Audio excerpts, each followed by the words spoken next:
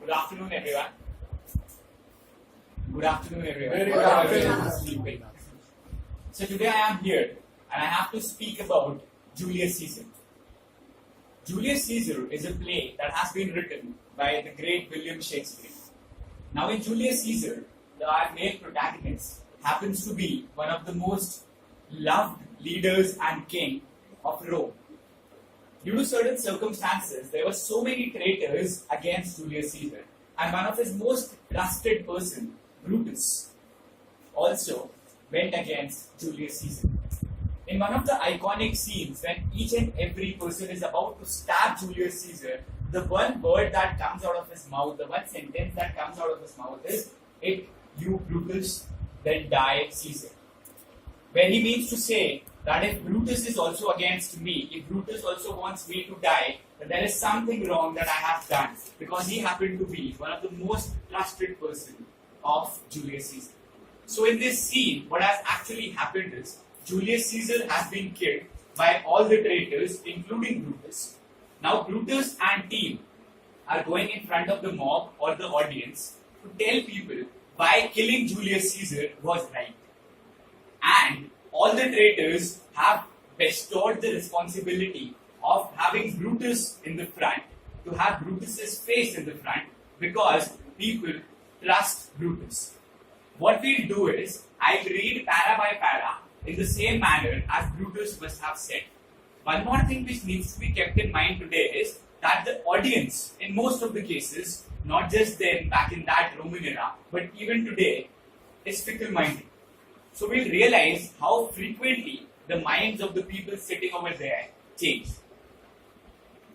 So in this scene, when Brutus comes inside and when there are citizens who are asking Julius Caesar, who are asking Brutus, why was Caesar killed? He says, "Follow me and give me audience friends.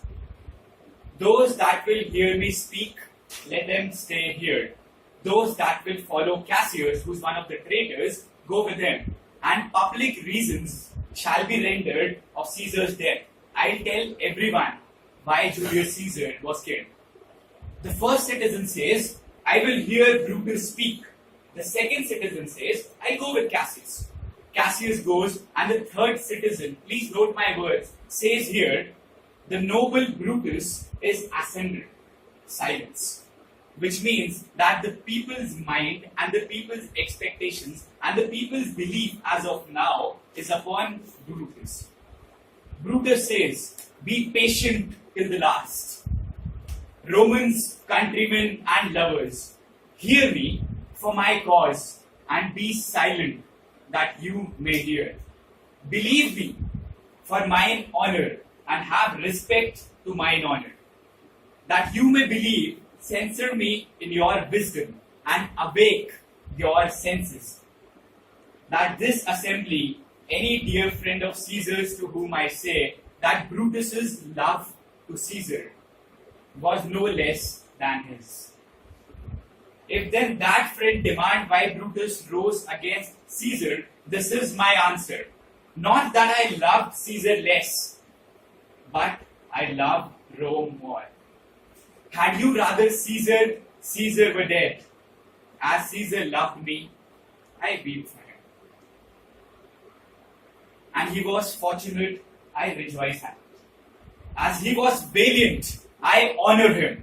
But as he was ambitious, I slew him. There is tears for his joy, joy for his ambition, who is here so base that would want to be a born man." So he wants each and everyone in the audience to go against Julius Caesar, because he said that he might have been brave, he might have been courageous, but he was not thinking about the people of Rome, but he was only thinking about himself. In this scene, something else also happened. There is a trusted person of Julius Caesar who, when he saw his dead corpse, said that I will take revenge. But Mark Antony knew that now everyone is with the traitors. So the only way to get traitors along with me is to speak in such a manner that everybody who's there in the audience listens to me, trusts me, and then I tell them through my lovely words, through my usage of words, and make them go against Julius Caesar. After having said all this, Brutus said that I will leave. But now is the turn for each one of you to listen to Mark Antony. And listen to Mark Antony because he is one person whom you have to listen for my sake, and he will tell you more about Julius Caesar's death. Till now, each and everyone who was there in the audience was completely convinced that killing Julius Caesar was absolutely right. Everyone said, let's keep Brutus in front in place of Julius Caesar. Everybody was convinced that there are certain aspects of Julius Caesar in Brutus, that is bravery, that is his ability to lead Rome. Now comes Mark Antony. And this is one of the most famous sayings, one of the most famous dialogues, where he says, friends, Romans, countrymen, lend me your ears. I come to bury Caesar, not to praise him. The evil that men do lives after them. What all wrong things we do stay after we go. The good that we do goes away with our body. So let it be with Caesar. The noble Brutus hath told you Caesar was ambitious. Please mark my words. He is again and again repeatedly using the words the noble Brutus. You will see it in the future. If it were so, it was a grievous fault. If Caesar was ambitious, then killing him was a grievous fault, and grievously had Caesar answered it. Here, under leave of Brutus and the rest, for Brutus is an honorable man. So they are all honorable men, each one of them, who killed Julius Caesar. Come I to speak in Caesar's funeral. He was my friend, faithful and just to me. But Brutus says he was ambitious. But Brutus says that Julius Caesar was ambitious and Brutus is an honorable man. He had brought many captives home to Rome, whose ransoms did the general coffer fill. But this in Caesar seemed ambitious. He says that he got so many bondages from outside Rome to Rome, all the money that he got by capturing each one of them, whose coffins, whose amount of money was given to it. Was it given to Julius Caesar or was it given to the people of Rome? And did Caesar seem ambitious in it? When that the poor have cried, Caesar had wept. Ambition must be made of sterner stuff. Yet Brutus says he was ambitious, and Brutus is an honorable man. You all did see that on the Lupercal, I thrice presented him a kingly crown. So the kingly crown was presented to Julius Caesar 3 times, which he declined, which he did thrice refuse. I ask each one of you, was this ambition? Yet Brutus says he was ambitious, and sure he is an honorable man. I speak not to disapprove what Brutus spoke, but I am here to speak what I do know. You all did love him once, not without cause. If so many of you who are sitting in the audience today, if you loved Julius Caesar at one point of time, there must have been something good about Julius Caesar that each one of you loved him. What cause withholds you then to mourn for him? O judgment, thou art fled to brutish beasts, and men have lost their reason, bear with me. So now he has started instigating the audience that you people have lost the reason, and that is why each and every one of you today is against Julius Caesar. And I must pause till it come back to me.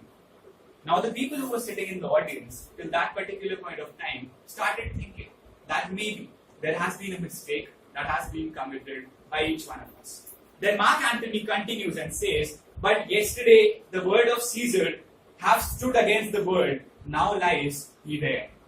He means to say that yesterday, each and every word that was being said by Julius Caesar was greater than what the words of the God were. But today, he lies in there in front of all of you. Have stood against the world, now lies he there. And none so poor to him reverence. O masters, if I were disposed to stir your hearts and minds to mutiny and rage, I should do Brutus wrong and Cassius wrong. Now he's telling people that the people who betrayed Julius Caesar were wrong. And again he says, who you all know are honorable men. I will not do them wrong. I rather choose to wrong the dead, to wrong myself and you. So now he says that those people who killed him, they were not wrong. Mark Antony is wrong. The person who has been killed is wrong. And each and every one of you sitting in the audience is wrong. Because I will never wrong such honorable men. And here is a parchment with the seal of Caesar I found in his closet. This is his will. Now what he does is, he tells each and everyone who's sitting in the audience that he had a will. But he does not reveal anything that was there in the will. He just tells that there was a will. Let but the commons hear this testament, which, pardon me, I do not mean to read, and they would go and kiss dead Caesar's wounds. He says that if I read whatever has been written in this will, each and every one of you will go and kiss the dying body of Caesar. You will kiss each and every wound that is there on Caesar's body. Yet, beg a hair for him for memory. You will keep a hair of Julius Caesar after you hear one thing that has been written in the will, after you hear that will. And dying mention it within their wills, bequeathing it as a rich legacy upon their issue. Now, the fourth citizen and the fifth citizen, everybody said, okay, now he's already created an interest, and he says to people that I wish to hear what is there in the will. Antony says, have patience, gentle friends, I must not read it. It is not meet, how Caesar loved you. You are not wood, you are not stones, but men. And being men, hearing the will of Caesar, it will inflame you. It will make you mad. This good not what you are his heirs. For if you should, oh, what come out of it. So he's creating an interest, he's creating a drama, telling people that when each and every one of you will get to know what has been written in his will, you will go, you will take a hair of Caesar to keep it with you forever, because the kind of person that Caesar was, Rome shall never happen again, shall never have again. You will compel me then to read the will, then make a ring about the corpse of Caesar, and let me show you him that made the will. Shall I descend, and will you give me leave? If you have tears, prepare to shed them now. You all do know this mantle, I remember, that belonged to Julius Caesar. The first time ever Caesar put it on, it was a summer's evening. Look in this place that ran Cassius' dagger through. So he shows a particular place where Cassius had put a dagger in Julius Caesar and said that the mighty king of this place, where the well-beloved Brutus stabbed, and Brutus is an honorable man. For Brutus, as you know, was Caesar's angel. Mark Antony continues his speech, and at the end of it, he completely transforms the mind of people who are sitting over there, people who were ready to have Brutus as their king just 10 minutes back.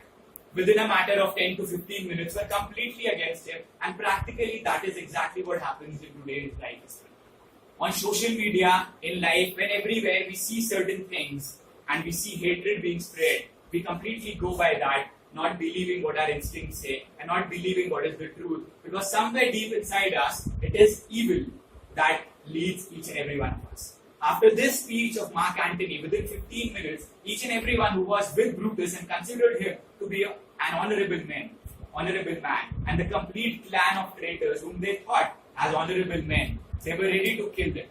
And that is precisely what happens today on social media as well. I see so many posts spreading hatred against religion, against people, and against so many other things. I wouldn't say to which religion I belong, but I might say that the posts that are there makes me think evil about the other religion. And that is exactly what happened, and it has been happening since the yesterday. Through this, I just wanted to convey the message to everybody, though it was a little tough because literature is not our first language. But the emotions were there, and the emotions wanted to convey to everyone, please spread love and not hatred. Because today, we need love much more than anything else. If you people would have heard Shah Rukh Khan's TED talk a few days back, where he said that it is high time that we need to spread humanity, because he says that humanity, just like we, is an aging superstar, and we people don't give adequate attention to humanity today. What is required today is to be human and think about others, and not be brought upon a change in your minds, and not be influenced by what others say, because we have been given the ability to think and reason.